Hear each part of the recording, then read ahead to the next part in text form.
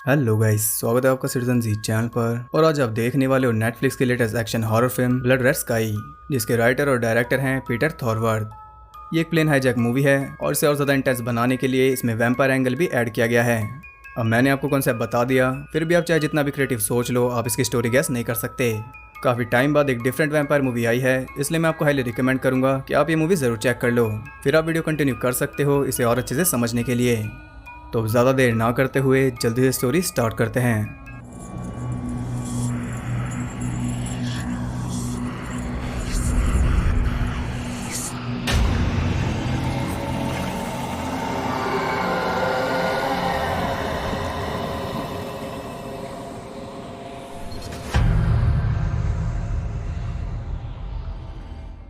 Movie के start में हम देखते हैं स्कॉटलैंड का RAF एयरबेस, जहां पर एक प्लेन की इमरजेंसी लैंडिंग कराई जा रही है। वो प्लेन हाईजैक्ड है क्योंकि उसे पायलट के बजाय एक इंजर्ड आदमी संभाल रहा है। अब उसमें से पैसेंजर्स को सेफली निकाला जाएगा और इस ऑपरेशन के इंचार्ज है कर्नल एलन। वो देखते हैं कि उस प्लेन का एक एग्जिट ओपन है और उसमें से एक बच्चा बाहर निकलता है जिसके हाथ में एक टेडी था। उससे पूछताछ शुरू होती है, लेकिन वो कुछ भी नहीं बोल रहा और उसकी शक्ल देखकर लग रहा है कि कुछ तो डेवास्टेटिंग हुआ है। अब आगे जाने से पहले हमें पीछे जाना पड़ेगा। इस बच्चे का नाम है एलियस और ये जर्मनी से न्यूयॉर्क जा रहा था अपनी मम नाडिया के साथ। नाडिया को ल्यूकेमिया है और उसी के इलाज के लिए वो न्यूयॉर्क जा रही है, लेकिन वो तो अभी तक घर पर ही है। जबकि एलियस अकेला एयरपोर्ट पहुंच चुका है अपना लगेज चेक करवाने के लिए। वहाँ फरीद नाम का आदमी उसकी हेल्प करता है जो कि सेम फ्लाइट में जाएगा। कुछ देर बाद नाडिया भी एयरपोर्ट पहुंच जाती है और हम देखते हैं कि उसके पास कुछ भारी दवाइयाँ भी हैं जो कि होनी भी चाहिए, लेकिन वो दवाइयों से काफ़ी अनईजी कर देती हैं। यहाँ हम ये भी देख पाते हैं कि अपनी एज के हिसाब से एलियस काफ़ी स्मार्ट है। खैर फ्लाइट टेक ऑफ हो जाती है और यहाँ पर नाडिया अपने पास को याद कर रही थी, यानी कि हम फ्लैशबैक में एक और फ्लैशबैक देखेंगे। कुछ साल पहले तक ये एक हैप्पी फैमिली थी, नाडिया, उसका हस्बैंड निकोलाई और छोटा सा एलियस। लेकिन एक रात सुनसान जगह पर उनकी कार खराब हो गई थी, तब निकोलाई हेल्प लाने गया था और अभी हम बस इतनी बैक स्टोरी देख पाते हैं। अचानक उस प्लेन के सारे कनेक्शन कट चुके थे क्योंकि हाईजैक शुरू हो चुका था। प्लेन में टोटल 6 हाईजैकर्स थे। बर्ग जो कि डोमिनिक पर्सल है प्रिजन ब्रेक वाले, 8 बॉल जो कि थोड़ा साइको है, कार्ल, कर्टिस, जूरिज और सेकंड पायलट बेस्टियन। सभी पैसेंजर्स को वो एक जगह पर ले आते हैं ताकि उन्हें कंट्रोल करने में आसानी हो, और इसके बाद वो प्लेन को घुमा रहे थे। इतने में एलिस देखता है कि प्लेन में छुपने की एक जगह थी। वो वहां जाने के लिए भागता है, तो अब नाडिया को भी उसके पीछे भागना पड़ता है, जिसके बदले में 8 बॉल उसे गोलियों से भून देता है। एलिस के सामने उसकी मम मारी गई, तो कह सकते हैं कि उसकी वजह से। अब हर एक तक ये मैसेज पहुंच चुका था कि चल आगे दिखाकर काम नहीं चलेगा, जैसे वो कह रहे हैं वैसे करना पड़ेगा। अभी हमें फिर से नाडिया का पास दिखाया जाता है, जिसमें वो निकोलाई का वेट करते हुए परेशान हो गई थी, इसलिए पैरों के निशान का पीछा करते हुए वो पहुंच जाते हैं क्रीपी से घर तक, जिसके अंदर ढेर सारा खून था। वो खून का पीछा कर रही थी कि तभी उसके पीछे पड़ जाता है एक वैम्पायर, जो कि क्लासी वैम्पायर तो बिल्कुल भी नहीं था। ये वैम्पायर वैसा है जैसा आप स्टेकलैंड में देख चुके हो। खैर नाडिया उससे बच जाती है, लेकिन शौक तो उसे लगा ही था क्योंकि उसे मिली थी निकोलाई की डेड बॉडी। नाडिया के पास रोने का भी टाइम नहीं था क्योंकि उसके हाथ में था एलियस और वो वैम्पायर अब दूसरी तरफ से अंदर आ रहा था। वो उसे रोकती है और तभी सनराइज हो जाता है, जिस वजह से वो वैम्पायर जल गया था, लेकिन जलने से पहले उसने नाडिया के हाथ पर काट लिया। इसका मतलब कि उसे कोई ल्यूकेमिया नहीं है, बल्कि वो एक वैम्पायर है, इसलिए वो अभी तक नहीं मरी और ना ही वो मरेगी। यहाँ हमें पता चलता है कि उसने एलिस को पहले एयरपोर्ट क्यों भेजा था, क्योंकि वो रात होने का वेट कर रही थी, और ये फ्लाइट भी उसने सोच समझ कर ही चुनी है, क्योंकि रात को वो जर्मनी से चले हैं और जब वो न्यूयॉर्क पहुंचेंगे तो वहाँ भी रात ही होगी। लेकिन अब थोड़ा मुश्किल है क्योंकि प्लेन तो घूम रहा है। अब बचने के लिए उसे ये रोकना होगा, नहीं तो वो फ्लाइट में ही भुन जाएगी। अब कुछ और चीज़ों पर भी बात कर लेते हैं, जैसे कि काटने से वैम्पायर बनने वाला कॉन्सेप्ट। आमतौर पर ऐसा होता है कि वैम्पायर बनने के लिए किसी वैम्पायर का खून पीना पड़ता है, ये कॉन्सेप्ट आम है। लेकिन यहाँ पर बाइट वाला कॉन्सेप्ट है जो कि इन सैवेज वैम्पायर्स में होता है, क्योंकि ये वेयरवुल्फ और ज़ॉम्बीज वाली लाइन पर ही चलते हैं। इन्हें किसी हाई क्लास में नहीं बांटा गया, जो कि मेन स्ट्रीम में होता है। ज़्यादा जानने के लिए स्टेकलैंड सीरीज देख लेना। और अब हम ये भी जान गए कि जो मेडिसिन ये ले रही थी वो इसे कंट्रोल में रखने के लिए थी, लेकिन अब तो ये कंट्रोल से बाहर होकर ही रहेगी। वो नीचे जाकर अपने लेंस हटाती है और हम उसकी असली आंखें देख पाते हैं। अब उसे हील करना था और हीलिंग के लिए इन्हें खून पीना जरूरी है। वहाँ पर 2 डॉग्स थे, जिनमें से एक को मारकर वो उसका खून पी लेती है, और ये ऐसा कर सकती है क्योंकि ये क्लासी वैम्पायर्स नहीं है। प्लस वहाँ पर जूरिज भी था, इसलिए इंसानी खून का भी इंतजाम हो गया। यहाँ हम देख सकते हैं कि वो हील हो रही है और उसके फैंक्स भी बाहर आ रहे हैं। अब वो अपनी ट्रू फॉर्म लेगी। ऊपर बर्ग फरीज से अरेबिक में एक नोट पढ़वा रहा था जो कि प्लान का पार्ट है, जिससे होगा ये कि या तो ये प्लेन जाकर कहीं क्रैश हो जाएगा 9/11 की तरह, या फिर से हवा में डिस्ट्रॉय कर दिया जाएगा टेररिस्ट अटैक समझकर। या तो ये किया जा रहा है स्टॉक मार्केट गिराने के लिए या फिर इलेक्शंस के लिए, क्योंकि इस काम के लिए कोई पैसे दे रहा है। ये रीजन बताया गया इस मूवी में।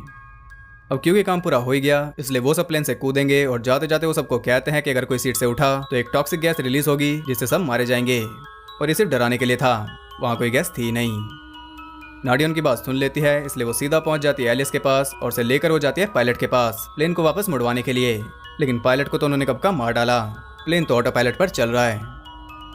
ये बात पता चलते ही बाकी सब की धड़कनें भी बढ़ गई थी, क्योंकि अब उनके बचने का कोई चांस नहीं। ऐसे नहीं तो वैसे उन्हें मरना ही है। इसलिए मोहम्मद नाम का एक लड़का सामने आता है जो कि प्लेन उड़ा सकता था। वो प्लेन को मोड़ने वाला था, लेकिन नाडिया उसे रोक देती है, क्योंकि हाईजैकर्स अभी कूदे नहीं थे और वो कूदेंगे भी नहीं, क्योंकि उन्हें पता चल गया कि नाडिया भी जिंदा है।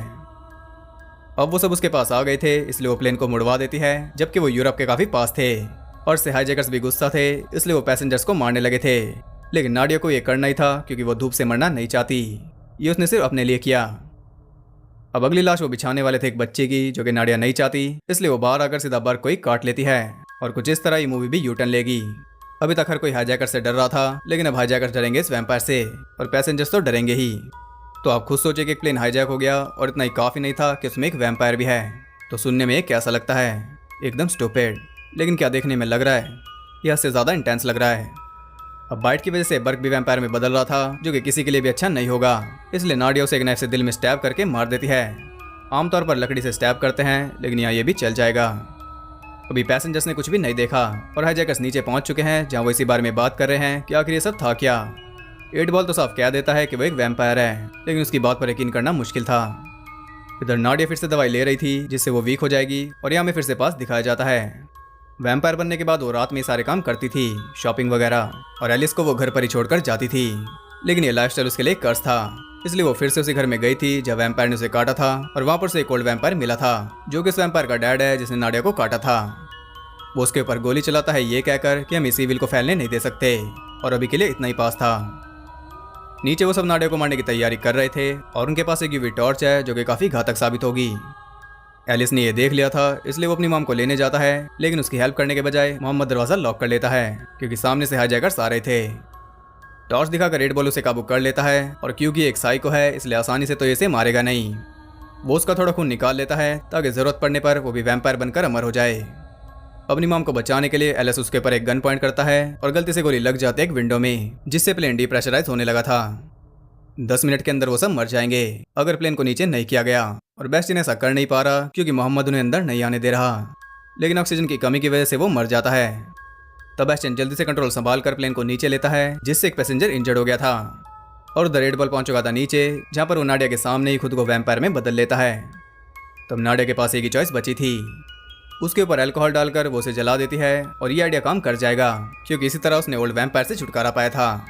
उसने उस पूरे घर को ही जला दिया था, और वहीं से उसे ये दवाई मिली थी जिसे वो ओल्ड वैम्पायर खुद को कंट्रोल में रख रहा था। अब इससे पहले कि 8 बॉल मरता, उसके साथ ही आपको बुझा देते हैं, और ये प्लान तो नाडिया का फेल हो गया। वो जल्दी से ऊपर जा रही थी, और उसे देखकर सारे पैसेंजर टेरिफाइड थे। वो सब भाग रहे थे, और इसी बीच एक बूढ़ी औरत उनके नीचे दबकर मर जाती है। नीचे 8 बॉल ने कर्टिस और कार्ल को भी काट लिया था, इसलिए नाडिया उन्हें नीचे ही बंद कर देती है। लेकिन यहाँ ऊपर नाडिया को ही मारने का प्लान बन रहा था। उस मरी हुई औरत का हस्बैंड सोचता है कि नाडिया ने उसे मार दिया, इसलिए वो उसे शूट करते हैं, जिससे वो बेकाबू होकर उस आदमी पर अटैक कर देती है। तब एलिस जाकर उसे होश में लाता है और सबको बताता है कि वो हमारी साइड है। तब वो उसका साथ दे रहे थे वैम्पायर्स को रोकने में, और तब एक वैम्पायर फरीद के हाथ पर काट लेता है।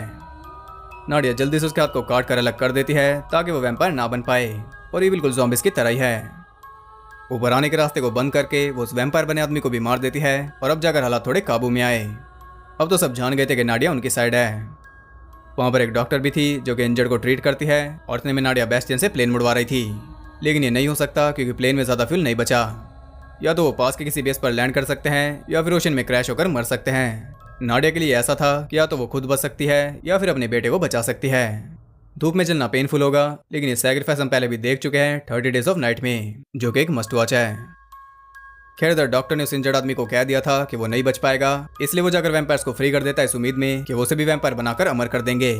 लेकिन उसके लिए कोई ऑफर नहीं था, इसलिए 8 बॉल उसे मार देता है, और आगे जाकर वो बाकी पैसेंजर्स को एक एक करके बदल रहा था। इससे अच्छा तो ये फ्लाइट लैंड होने का वेट कर लेता। अब प्लेन में टोटल केओस हो चुका था, और पैसेंजर्स को बचाना नामुमकिन था। अब ये सारे पैसेंजर्स वैम्पायर्स बन जाएंगे, और जाहिर सी बात है कि इस वैम्पायर्स की बारात को वो लैंड नहीं कर सकते, क्योंकि जहाँ भी ये उतरेंगे वहीं से तबाही शुरू करके एपोकलिप्स ले आएंगे। इसलिए यहाँ प्लान बनता है कि प्लेन को ब्लास्ट करना पड़ेगा। एक्सप्लोसिव वहाँ पर मौजूद थे, लेकिन रिमोट था कर्टिस की जेब में, जिसे लाना इम्पॉसिबल है। इसलिए प्लान ये है कि प्लेन लैंड होगा और जैसे एलिस बाहर निकल जाएगा, नाडिया प्लेन को मैनुअली ब्लास्ट कर देगी। लेकिन एलिस ऐसा नहीं चाहता, इसलिए वो यूवी टॉर्च लेकर अकेला ही रिमोट लेने भाग जाता है और उसने बड़ी आसानी से रिमोट ले भी लिया। लेकिन वापस आना मुश्किल है क्योंकि टॉर्च उसने गिरा दी और अब उसके पीछे लगाए 8 बॉल। नाडिया फरीद को कहती है कि तुम्हें एलिस का ध्यान रखना होगा। ये कहते ही वो बेस्टियन का सारा खून पी जाती है क्योंकि अब उसे लड़ना होगा 8 बॉल से और अब प्लेन को उतारेगा फरीद, जो कि हमने स्टार्टिंग में देखा ही था।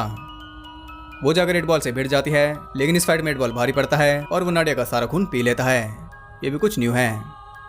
अपनी मॉम को बचाने के लिए एलिस वहां पर लगे एक बम को ब्लास्ट कर देता है, जिससे एग्जिट खुल गया था और वहां से वो 8 बॉल को बाहर फेंक देते हैं। लेकिन ये इतना आसान नहीं था। 8 बॉल अभी भी वहीं पर है और वो एलिस को पकड़ लेता है। तब फरीद जल्दी से प्लेन को टर्न करता है ताकि वो धूप के कांटेक्ट में आ जाए और उसका ये प्लान काम कर गया।